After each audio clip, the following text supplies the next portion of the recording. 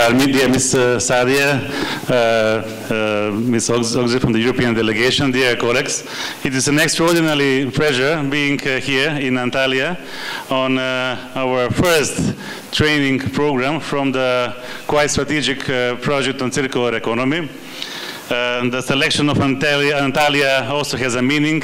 We are here within the nature, and we are hoping to have a good start of the program.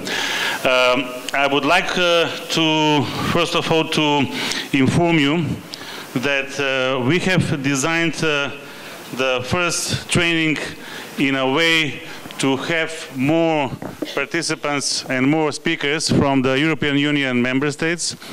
We will also have with us representatives from the European Commission, DG Environment, who are in the core of the development of the circular economy package. We have trainers and speakers from the consortium members, and in total we have around 17 speakers, international and also national speakers. I would like to go shortly through the reasons behind having this program, and also a bit of a background why this project has been put forward, but also what we're going to do in terms of implementing and achieving the objectives of the program. Can you...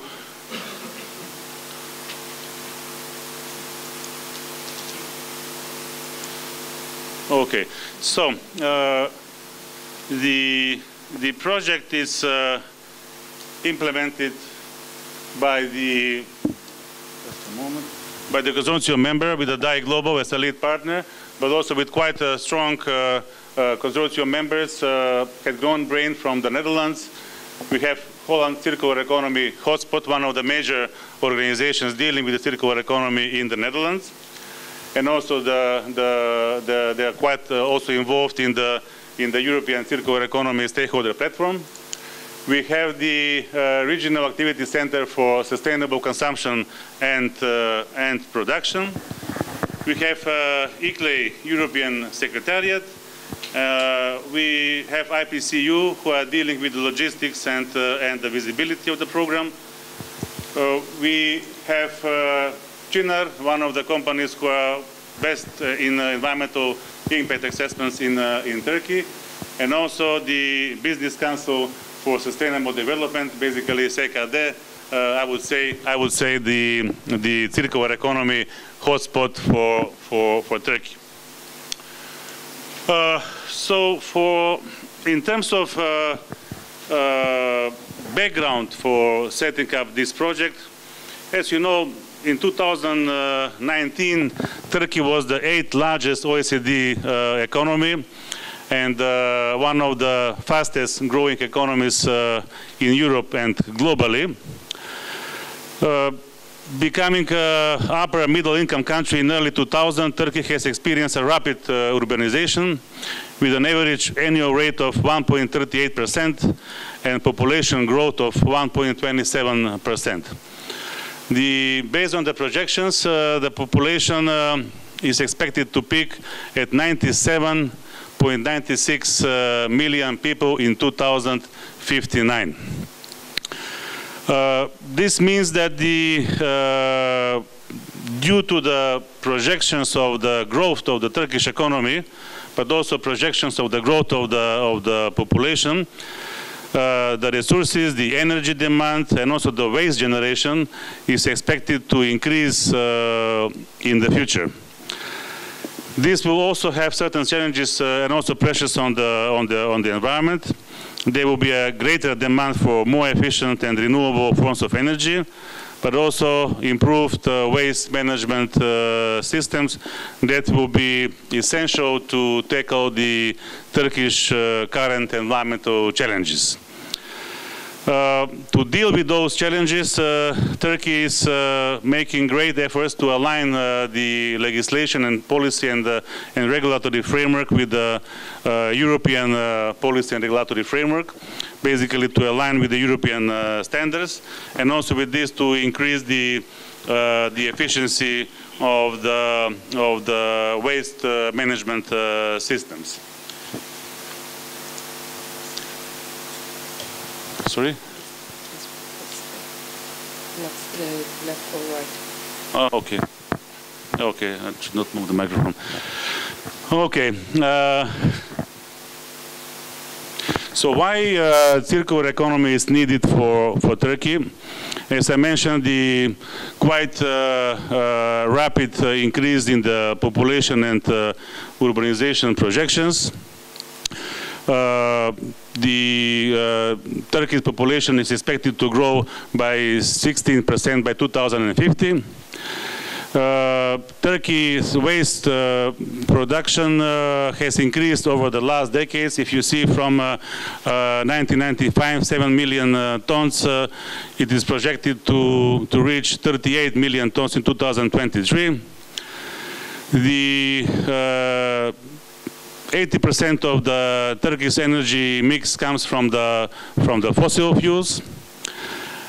In terms of the waste recycling, approximately 12% of the waste has been recycled. But also there are quite significant challenges that Turkey will face or is facing due to this economic growth. The decrease of the security and supply of the raw materials, and also Turkey is depending on the external sources. There is a rapid increase of the energy demand also in Turkey, and basically the decrease of the security and supply of raw materials, and also will result in the increase in the greenhouse gas emissions, and those are quite important pressures for the environment. Rapid increase of the materials and significant level of decrease in the competitiveness and innovation, and also increase in the energy consumption is presenting quite a significant challenge. And therefore, the effective transition from a linear economy to a circular economy provides a great opportunity for Turkey not only to tackle those challenges, but also to continue to experience a long-term economic growth by applying a sustainable development model. In terms of the waste, let me check.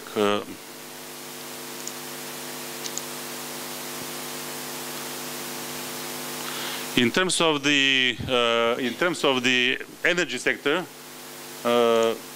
yes, a critical way in strengthening Turkey's security on energy demand in line with the circular economy model is increasing the national and local share of energy by producing more at home and strengthening the renewable sector, and in overall reducing energy dependency, growing domestic production, and increasing the renewable energy infrastructure are key areas that the country would need to strengthen to successfully transition into the circular economy.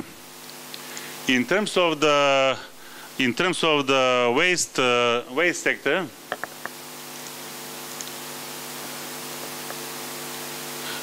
somebody can help me. I'm not sure whether I'm synchronizing the presentations well. So the waste sector, waste represents an enormous loss of resources in terms of materials and energy, and the key component of the circular economy is the ability to recover waste for reuse and for recycling. The production capacity of the plastics sector is expected to reach 4.3 million tons in 2030. More than 350,000 people are currently working in about 14,000 companies, mainly small and medium-sized companies in the plastic sector, which equals to the turnover of more than 34 billion euros per year. Packaging is the largest industry, producing 40% of plastic goods and a source of 90% of the local plastic waste.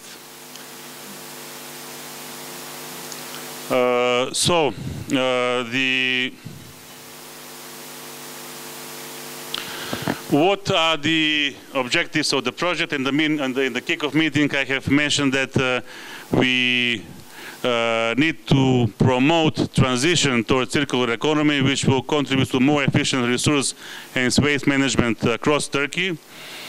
And also the main purpose is to strengthen institutional and technical capacity of Turkey on transition to circular economy in line with the EU circular economy package.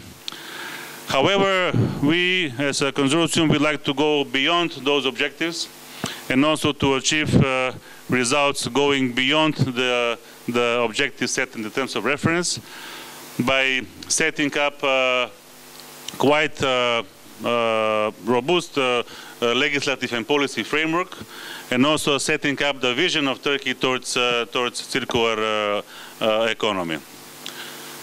So this is the setup of the program, quite clearly described. We have 4 major components to achieve the results envisaged in the TOR. The first component is to explore the potential of Turkey in the context of the circular economy package. Within this component, we will go through and provide a benchmarking analysis between the European Union circular economy package and corresponding Turkish context. We will provide activities to increase the knowledge base for the EU circular economy package by number of trainings, workshops, conferences, study tours, but also providing internships for the Turkish public officials to spend time and work in the European Union public institutions or agencies. And also we will analyze the circular economy network.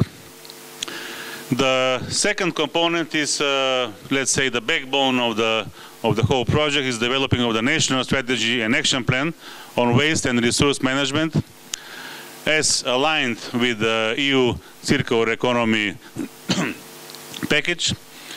So we will work together with the end recipient and also with all the stakeholders in preparation of the national strategy and action plan, but also we will organize a number of meetings, working groups, workshops, and also the sectoral impact assessment and within the development of the strategy to see what will be the impact of the strategy on the Turkish economy and also what will be the impact on the specific sectors. We will also develop a number of monitoring mechanisms and indicators, and also trainings on life cycle assessments and support monitoring. The third component is the assessment of the integrated waste management system in the context of the EU circular economy package, and also to foster waste prevention and separate collection. Detailed analysis of the current waste management systems and the current legislative system will be carried out. We will also carry out the assessment of the waste recycling practices, management practices of the national and local authorities, but also we will assess the national legislation vis-à-vis the EU directives dealing with the waste, particularly with 2018 waste legislative package that is repealing 5 important directives. And doing this, we will be evaluating the compliance with the EU policies and EU strategies. That would include the EU plastic strategy, the single-use plastics directive. Also, we will cover the marine litter, which is also quite important. It was highlighted during the meeting of the contracting parties of the Barcelona Convention here also in Antalya a few months ago. And finally, the component 4 is dealing with the project visibility. You know, like in many other countries, the circular economy concept is understood a bit differently. And we would like with this component to increase the visibility of the work done, and also together with the end recipient to increase the visibility of the circular economy concept within the business community, but also within the general public. I would add here, which is not really put in this screen, we would also like to work with the financial institutions, with the banks, who should be also informed about the incoming circular economy strategy. And also they would need to know what is the economic potential of the circular economy package for Turkey, and also what will be the impact of circular economy strategy. And they should also prepare their lending portfolio in order to support the small and medium-sized enterprises to be able to benefit from the circular economy package.